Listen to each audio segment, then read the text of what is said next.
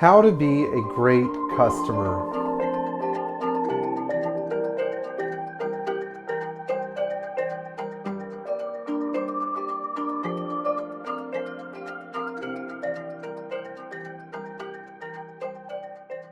I have a machinist.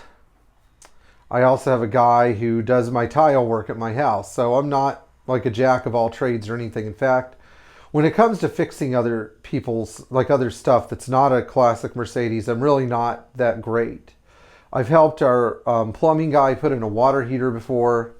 And I've also managed to, fix our lawnmower when the lawnmower needed an oil change, if that qualifies as broken.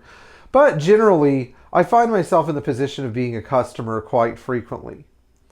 And sometimes I'm a great customer, and you know what? Sometimes I could be a better customer. But I was thinking the other day about how nice it is when I work with a really great customer, and why some of my experiences with some customers have been better than others. And so, I'm going to document it in a video, and this isn't like a rant or anything. It's just, me being extremely candid. So first of all, I think that if you're going to be a great customer, you should keep your expectations in check. Remember that even though this is a Mercedes Benz, it's still 40 years old. And with 40 years old, 40-year-old parts, 40-year-old cars, 40-year-old this or that, I have seen over and over again situations that were incredibly hard and difficult to deal with. I find that there's always a repeat offender. Sometimes it's certain components, like oil leaks always come back. Sometimes problems with climate control systems can keep coming up over and over again. I mean, we had a customer who was patient enough for over the course of several months.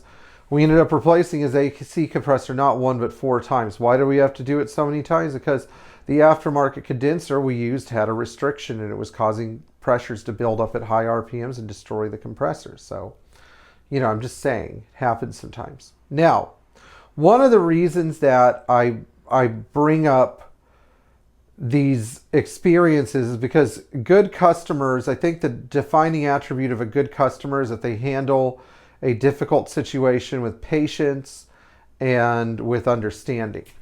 And so I have some customers that are like that, like my friend Will. He's just so patient with his 81 300 TD, and I love how good and calm he is, even when things are not easy, and I've had other customers that were super patient, my friends, the Lynx, when I couldn't quite get their AC working right after multiple attempts in their 300 SD, and finally pulled out all the stops and finally got it. But I just keep thinking about the ways that you could be a great customer and help get things moving faster at the Mercedes repair shop you're working with. So, number 1, show patience. Patience is not asking when things will be finished. It's just understanding that people are doing their best. Now, if somebody is not doing their best, is not paying attention to your car, and is not communicating with you, then if you're going to give them your patience, they need to put in some effort. Pull the plug. Don't do business with somebody who has to have a fire lit under their ass to make any meaningful progress. Number 2, understanding. Understanding your car is older, that parts might be hard to find, that there are labor shortages. But in the meantime, on the other side of the coin, if you're going to be a good mechanic, you have to be committed to resolving the problem. You can't say, well, it might get fixed, it might not. You have to say, we're going to find a solution for this. So that's the other side of the coin. That's the tit for tat, I guess you could say. I think a third one is respect for people's time. I have a lot of customers that are great about respecting my time. I have other customers that don't seem to understand how little time I have. And I always tell people this. I say, my problem isn't money, my problem isn't energy, my problem isn't staff or space, it's time. There's just not enough time. At a certain point during the day, you run out of energy. I consistently go to bed between 12 and 12:30 and wake up at around 7, and that's about a normal schedule for me. Or I should say Madeline wakes me up at about 7 to make sure that I'm out the door to work. But I like to use my time 3 ways. Number 1, to help my customers and make progress on their cars. Number 2, to answer questions for people so they get the help they need. And number three, of course, most importantly, my family. I like having a family. I waited for a long time to have a family. And having a family for me is the thing that gets me up out of bed in the morning, besides making people happy with their cars. And so respecting people's time means remembering that when the lights go out at the shop, they're still working on solving people's problems with their cars to the best extent they can. And if they're not doing that, then again, maybe it's time to find somebody who does.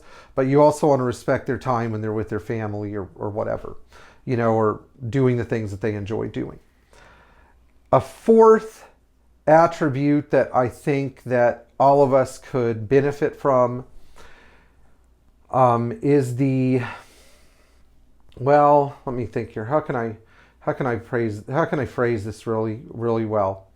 It's believing that there is a solution, not getting discouraged. Sometimes I see customers that are such negative Nancy's. They get so discouraged and bent out of shape and they feel there's no solution to something.